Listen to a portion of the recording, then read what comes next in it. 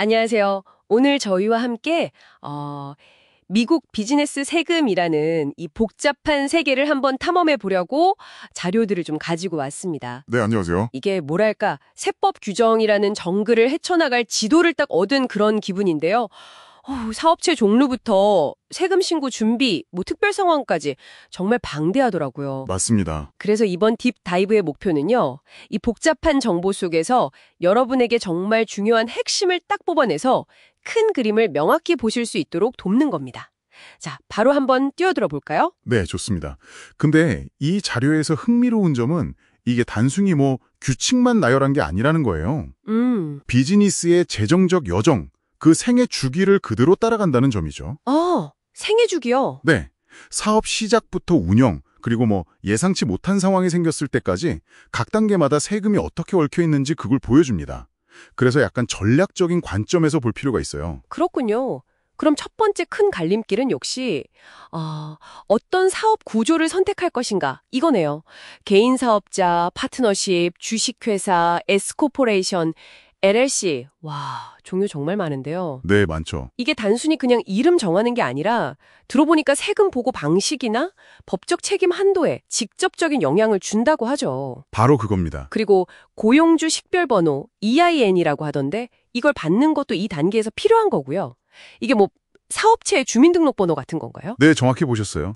EIN은 그 IRS, 미국 국세청이 사업체를 식별하는 고유 번호라고 보시면 됩니다. 아하. 그리고 어떤 구조를 택하느냐에 따라서 소득이 어떻게 과세되는지, 예를 들어 파트너십 같은 경우는 이익이 파트너에게 바로 흘러가서 거기서 과세되는 통과과세 방식이 있고요. 아, 통과과세. 네, 책임은 또 어디까지 지는지, 심지어는 이제 직원들한테 주는 W2 양식이나 계약자한테 주는 1099 양식처럼 써야 할 서류까지 다 달라집니다. 와, 그럼 예를 들어서 S코퍼레이션은 뭐가 다른 건가요? S코퍼레이션 같은 경우는 특정 요건을 만족하면 법인 단계랑 주주 단계에서 세금을 2번 내는 이중과세를 피할 수 있다는 장점이 있죠. 아, 이중과세 회피. 네, 반면에 파트너십에서는 각 파트너의 그 지분 기준이라고 하는 거, 그러니까 사업에 대한 투자 지분을 계속 추적하는 게 세금 계산할 때 아주 중요해지고요. 그래서 이 초기 선택이 정말 무게가 상당합니다. 그렇군요. 구조를 정하고 이제 사업을 시작하면 다음 단계는 비즈니스 세금 준비 단계로군요. 핵심은 수입과 지출을 정확히 파악하는 것. 맞습니다. 총 수입에서 매출 원가를 빼고 여러 비용을 공제하는데 와, 여기 보니까 흥미로운 공제 항목들이 꽤 많아요. 특히 감가상각 부분, 섹션 179이나 보너스 감가상각 같은 거요. 아, 네, 그거 중요하죠. 이게 제가 이해하기로는 자산을 구매했을 때 그 비용을 막 몇 년에 걸쳐 나누는 게 아니라 상당 부분, 경우에 따라서는 전액을 첫 해에 바로 공제할 수 있게 해주는 거 맞죠? 정확합니다. 바로 그 점이 아주 전략적인 포인트가 될 수 있어요. 그럼 초기에 현금 흐름 확보에 정말 유리하겠는데요? 네, 그렇죠. 이런 가속상각은 초기 투자 부담을 덜어주는 아주 강력한 도구가 될 수 있습니다. 근데 또 중요한 건 역시 기록 관리예요. 아, 기록. 역시나. 모든 지출 증빙, 영수증 같은 거 철저히 갖추고 이게 사업용 경비인지 아니면 개인적인 지출인지 명확히 구분해야 합니다. 절대로 사업용 계좌랑 개인 계좌를 섞어 쓰시면 안 되고요. 혼용은 금물입니다. 혼용 금지? 네. 그리고 차량 운행 기록 같은 것도 꼼꼼히 챙겨야 나중에 인정을 받을 수 있습니다. 아, 그렇군요. 그리고 또 하나, 직원을 고용할지 아니면 독립계약자를 쓸지 결정하는 것. 이걸 근로자 분류라고 하는데요. 근로자 분류요? 아, 이것도 중요하겠네요. 네, 아주 중요합니다. 이게 세금 납부 방식이나 법적인 책임에서 정말 큰 차이가 나기 때문에 이것도 신중하게 결정하셔야 해요. 잘못하면 나중에 큰 문제가 될 수도 있고요. 와, 정말 고려할 게 많네요. 아, 그리고 아까 자료 보다 보니까 장부상 이익이랑 세법상 이익이 다를 때 조정하는 M1, M2 같은 스케줄 이야기도 나오던데? 이건 왜 필요한 건가요? 좀 복잡해 보이던데요? 아, 네. 그건 회계 규칙이랑 세법 규칙이 항상 똑같지는 않기 때문에 그래요. 아, 달라서? 네.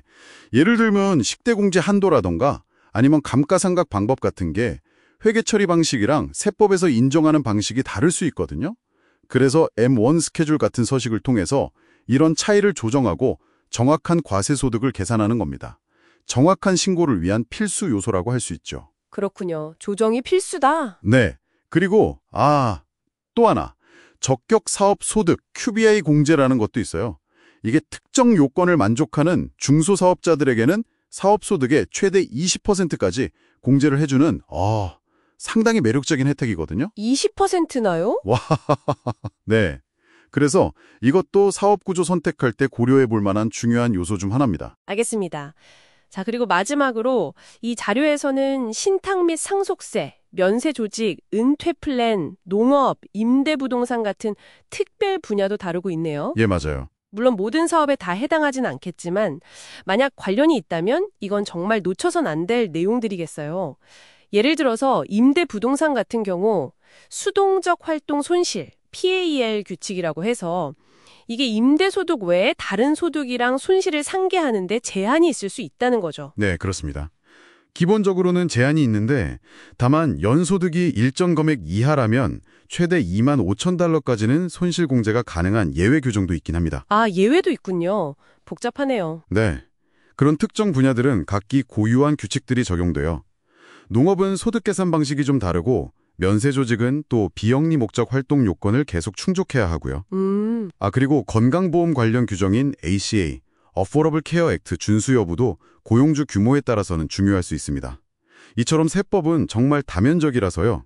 전문가의 조언이 단순히 세금 신고 대행을 넘어서서 기록관리 시스템을 어떻게 구축할지, 최적의 사업 구조는 뭘지, 규정은 잘 지키고 있는지 확인하는 것까지 사업 운영 전반에 걸쳐 필요할 수 있습니다. 와, 오늘 쭉 들어보니까 미국 비즈니스 세금은 정말 사업의 시작부터 일상적인 운영, 그리고 어떤 특별한 상황까지 모든 결정과 아주 긴밀하게 연결되어 있다는 생각이 드네요. 네, 그렇죠. 자산 취득 방식 하나, 직원 고용 형태 하나가 세금에 어떤 영향을 미치는지 미리 아는 게 정말 중요하겠습니다. 그렇습니다.